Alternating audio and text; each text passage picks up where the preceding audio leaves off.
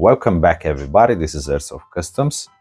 Today I would like to speak about the back EMF in brushed motors.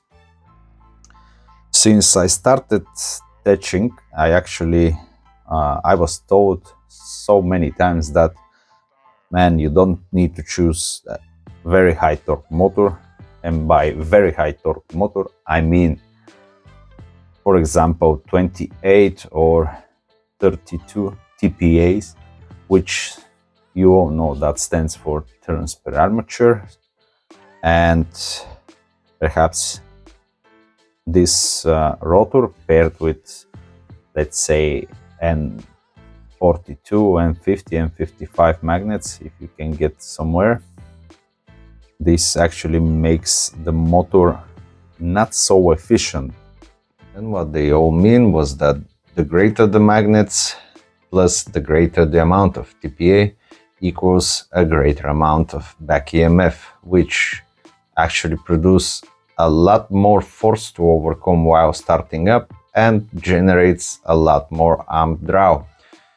And this at the end will drain the battery, and you will get more wear and stuff like that.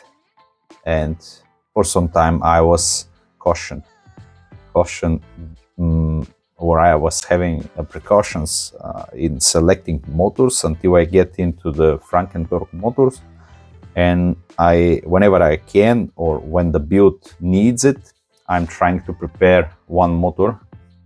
And just like this build, this is one of my very old builds. It's like 3 years old.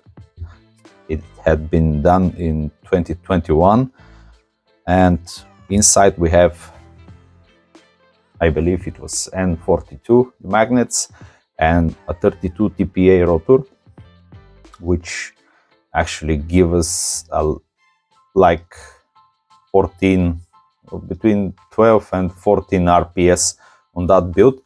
But you can see that this is an SR25, and it doesn't need to be very fast because it is a DMR. But anyway, we have paired inside SHS 18 to 1 19 teeth gears, or no, actually that wasn't the case. This was a G, no, what was actually the gears? Oh my god, it was so long time ago, so I don't really remember, but it was Red Dragon, perhaps. Yeah, maybe something like that. But anyway, it was like an SHS 18 to 1 19 teeth gears, just with the small difference on the bevel. It was having 8 teeth of anti-reversal latch teeth. And what else? We have a Leviathan. The version, it is the old version, the old board 1.2, and pretty much some some piston head, cylinder head, some of them FPS. The nozzle was SHS for the G36. Reworked to get a nice fitting onto the FPS cylinder head. We have retro arms inside, which wasn't supposed to be there, but we modified.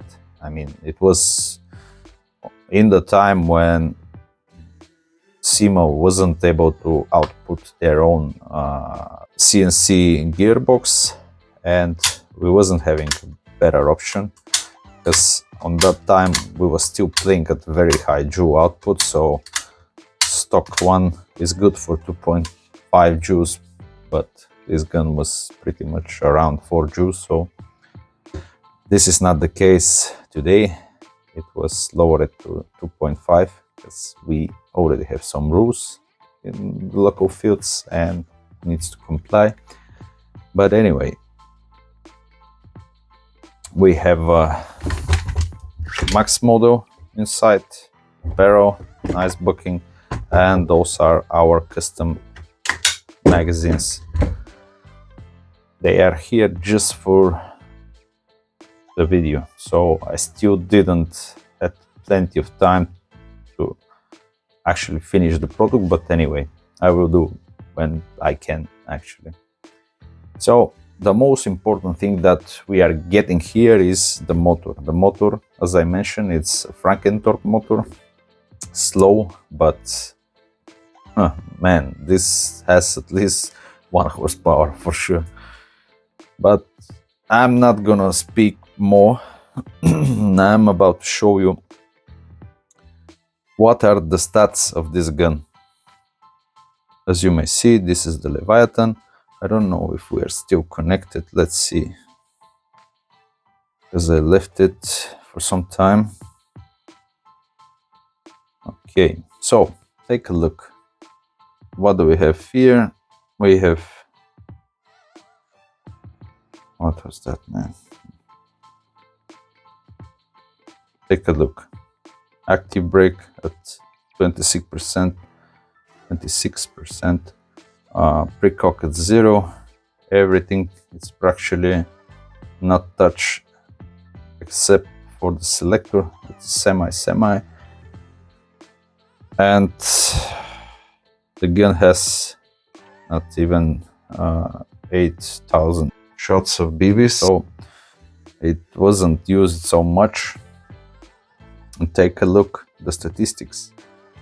So if the theory behind what everybody's telling me, that very high torque motor, it's about to output significant amount of amp draw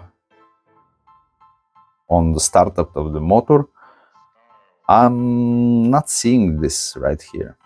I'm not saying that Leviathan measurements are the most accurate and correct, but at least for the full auto, it's pretty much there. So when I put this amp meter, I get 8.89 amps, so it is pretty accurate, at least on the full auto, because the other one, it's very difficult. The other ones is very difficult to measure, at least with a simple trigger bullet.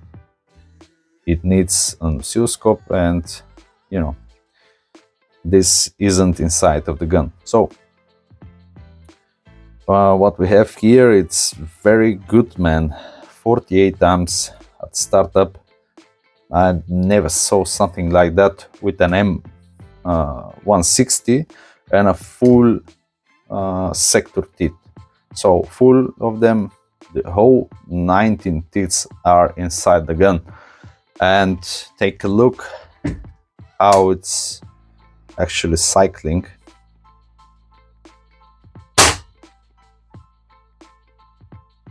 .49. Let's start.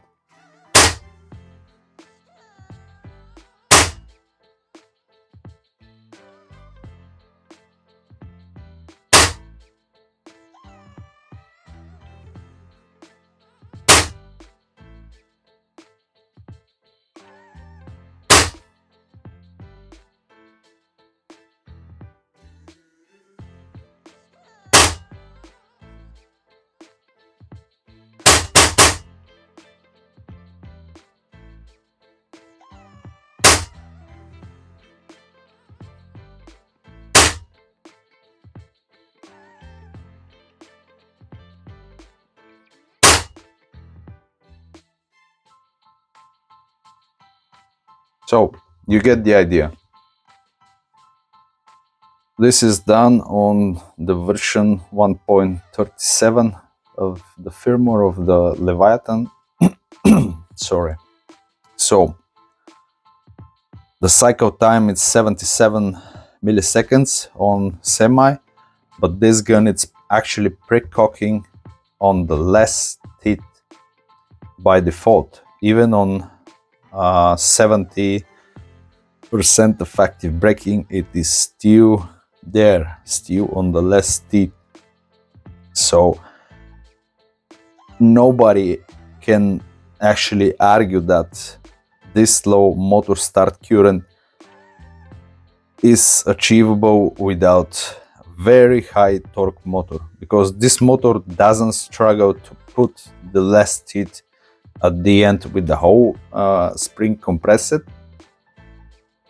And you know, if it wasn't for this motor, here we was going to see like 130 150 amps of motor start draw, and for sure the semi was going to be at about 60, perhaps 70 amps. Yeah, the full out could be at about 40 50 because of the high spring. It is an M160. So now you can think about your theory on the back EMF and a very high torque motor. Cheers guys, and till next time.